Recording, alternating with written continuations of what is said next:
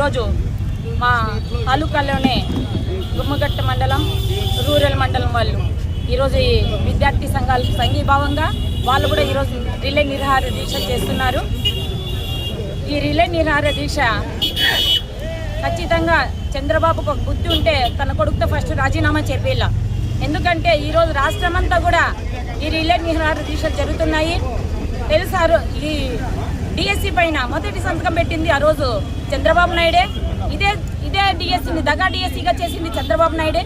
కానీ ఏమీ చేయలేదని చెప్పి ఈరోజు మర్నాడు ఏదో కర్నూలులో వాళ్ళు కూడా ఏదో బహిరంగంగా పెట్టాలనుకుంటున్నారంట. కానీ ఏదో వస్తారు, ఎందుకంటే వాళ్ళు కూడా ఏదో కొంతమంది ఉంటారు కాబట్టి ఆ ర్యాలీకి కూడా.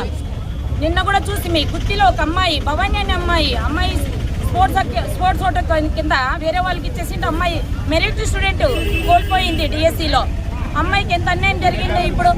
కానీ ఏదో చిన్న చిన్న గేమ్స్ ఆడుకునే వాళ్ళందరికీ, ఎందుకంటే యువకాలంలో పాదయాత్ర చేసినారు, యువకాలంలో పాదయాత్ర చేసిన వాళ్ళకి ఏదో గేమ్ కింద సర్టిఫికేట్ ఇప్పించి వాళ్ళకి డిఎస్సి కోటాలో ఉద్యోగాలు ఇస్తే వాళ్ళు ఎట్లా? ఇప్పుడు మ్యాథ్స్ టీచర్ ఉన్నారండి, మ్యాథ్స్ చెప్తేనే మ్యాథ్స్ వస్తుంది, కానీ స్పోర్ట్స్ ఆడిన వాళ్ళు మ్యాథ్స్ చెప్తే వస్తుంది వాళ్ళకి. అదే సైన్స్ స్టూడెంట్ ఉన్నాడు, సైన్స్ చెప్తే చదువు వస్తుంది, కానీ ఏదో ఒక స్పోర్ట్స్ కోటా కింద టికెట్ వస్తే సర్టిఫికేట్ ఇస్తే వాళ్ళు సైన్స్ చెప్పగలుగుతారా?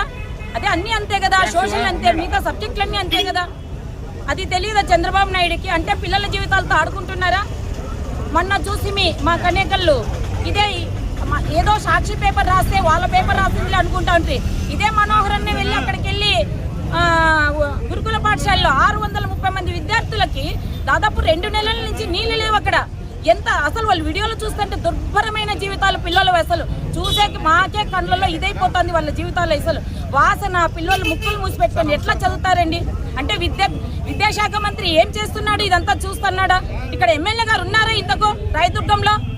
మొన్న ఉడేగోళంలో జరిగిన సంఘటనకి ఏదీ లేదు. నిన్న గురుకుల పాఠశాలలో జరిగిన 630 మంది విద్యార్థులు చదివేది పిల్లలు అక్కడ. కానీ వాళ్ళకి కనీసం నీటి వసతి కూడా లేకపోతే ఎలా చదువుతారు పిల్లలు? అదే ఆ రోజు రాజశేఖర రెడ్డి గవర్నమెంట్, జగనన్న గవర్నమెంట్లో జగనన్న నాడు నేడు కింద స్కూల్స్ ఎంత డెవలప్ చేసి కార్పొరేట్ ఫీల్డ్గా తీర్చిదిద్దారు. ఆ రోజు ఆర్ఓ ప్లాంట్లు పెట్టారు, పిల్లలకి మంచి బుక్స్ ఇచ్చారు, ఎంత మంచి చదువు ఇచ్చినారు. ఆ రోజు జగనన్న మంచి ఇంగ్లీష్ మీడియం ఇచ్చినారు. అదే ఈరోజు స్వయాన ఒక ముఖ్యమంత్రి కొడుకు లోకేష్ ఎందుకు విద్య ఇంత నిర్లక్ష్యం చేస్తున్నాడు? ఆ రోజు రాజశేఖర రెడ్డి సీఎంగా ఉన్నప్పుడు తన కొడుకు పైన చిన్న ఆరోపణ వస్తేనే ఎనీ ఎంక్వైరీ, సిబిఐ ఎంక్వైరీ కాదు, ఎనీ ఎంక్వైరీ చేసుకుని నా కొడుకు శిక్షించండి అని అడిగా రాజశేఖర రెడ్డి ఆ రోజు. అదే ఈ రోజు చంద్రబాబు నాయుడు ఎందుకు అడగలేకపోతున్నాడు? ఇన్ని ఆరోపణలు వస్తున్నాయి కదా తన కొడుకు పైన, డిఎస్సి పైన ఎందుకు ఎంక్వైరీ చేయించుకోలేకపోతున్నాడు? అంటే తప్పు చేసినాడైనా కదా దాంట్లో. ఖచ్చితంగా లోకేష్ రాజీనామా చేయాల్సిందే. అంతవరకు కూడా మా పార్టీ తరఫున ఈరోజు మండల స్థాయి, రేపు జిల్లా స్థాయి, రాష్ట్ర స్థాయిలో కూడా మా విద్యార్థి సంఘాల వాళ్ళు ఖచ్చితంగా గట్టిగా పోరాడి లోకేష్ ఖచ్చితంగా రాజీనామా చేసి తీరాల్సిందంటూ కోరుకుంటున్నాం. Thanks for watching this video. ఈ వీడియో మీకు నచ్చినట్లయితే లైక్ చేయండి, షేర్ చేయండి, సబ్స్క్రైబ్ చేసుకోండి. మన రాయదుర్గం ఆర్డీజీ న్యూస్. మా లేటెస్ట్ న్యూస్ అప్డేట్స్ కోసం నోటిఫికేషన్లు రావడానికి బెల్ బటన్ని యాక్టివేషన్ చేసుకోండి.